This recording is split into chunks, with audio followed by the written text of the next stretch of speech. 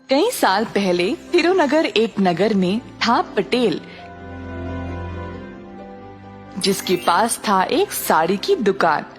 पटेल की पूर्वजों से ये कारोबार चलते आ रहा था और उसके पिताजी इस व्यापार का अत्यंत आदर करते थे। पटेल के बड़े होने के बाद उन्होंने दुकान की जिम्मेदारी पटेल को सौंप दी। पटेल अपने पिता की बातों को अक्सर अनसुना करके केवल दुकान जाकर खाली बैठता था, बिना कुछ काम किए। एक दिन दुकान जाते समय रास्ते में पटेल ने अपने दोस्त पलंग को बुलेट की बाइक पर देखा। उस समय से पटेल भी बुलेट के सपने देखने लगा। वाह, काश मेरे पास भी बुलेट होती, मैं भी लाऊंगा और गली गली घूमूंगा। पर तभी पटेल को ये एहसास हुआ कि बुलेट खरीदने के लिए उसके पास उतने पैसे नहीं थे। निराश होकर वह दुकान पर बैठा रहा जब अचानक से उसको एक विचार आया। उसने अपनी दुकान के 3 कर्मी को बुलाया।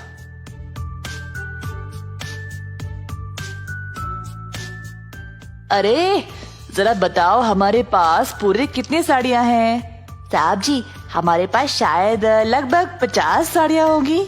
बस 50? मुझे कम से कम 150 साड़ियाँ बेचनी है। अब और 100 साड़ियाँ कहाँ से लाऊं?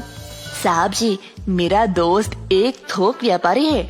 उसके पास एक साड़ी तकरीबन 100 से 250 रुपए के बीच में मिल जाएगी। माल हमारे जितना अच्छा नहीं है, पर सस्ता तो है।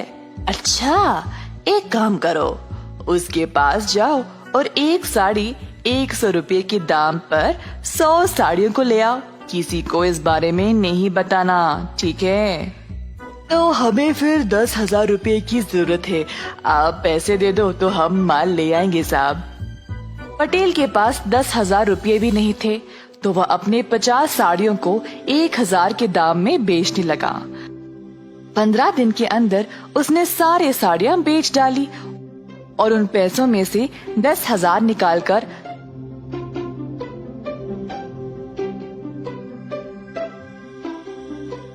100 और साड़ियां खरीद ले आया। पटेल ने अपनी दुकान को ऐसे सजाया जिससे लोग आकर्षित होकर उसके दुकान पर आने लगे। एक साड़ी 1,000 रुपए के दाम पर खरीदने लगे।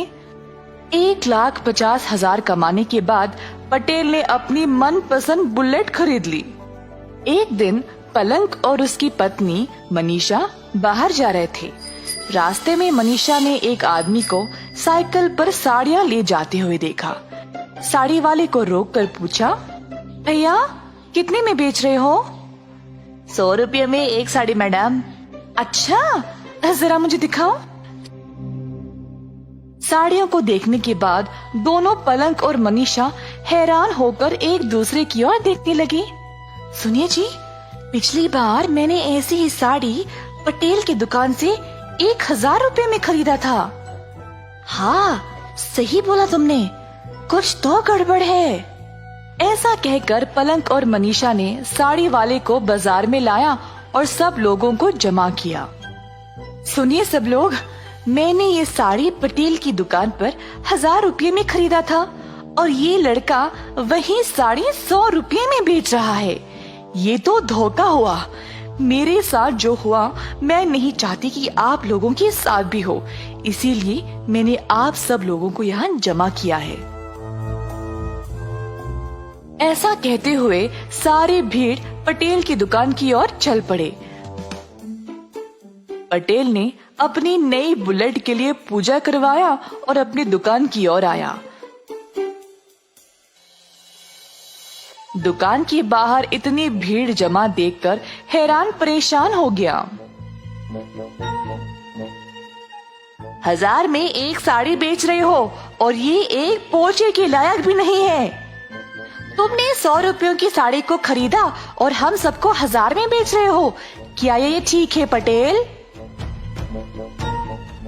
सारी भीड़ पटेल के ऊपर टूट पड़ी और धमकी देने लगी कि अगर वो उनके पैसे वापस नहीं करेगा तो उसको शहर से बाहर निकाल दिया जाएगा। जब पटेल के पिताजी को ये खबर पहुंची तो वह तुरंत दुकान पर आ गए। सुनिए भाइयों और बहनों, सुनिए, कृपया आप सब लोग क्षमा कर दे। आप सबको हमारी दुकान के बारे में कई सालों से पता है ना।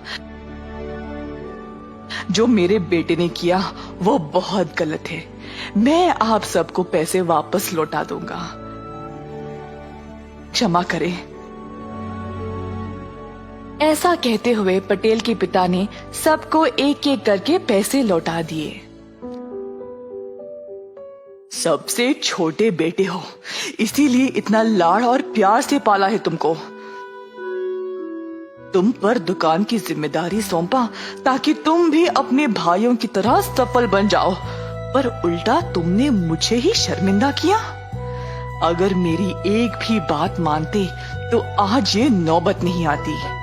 उस दिन पटेल ने अपना सबक सीख लिया और ऐसी गलती दोबारा जिंदगी में नहीं दोहराया।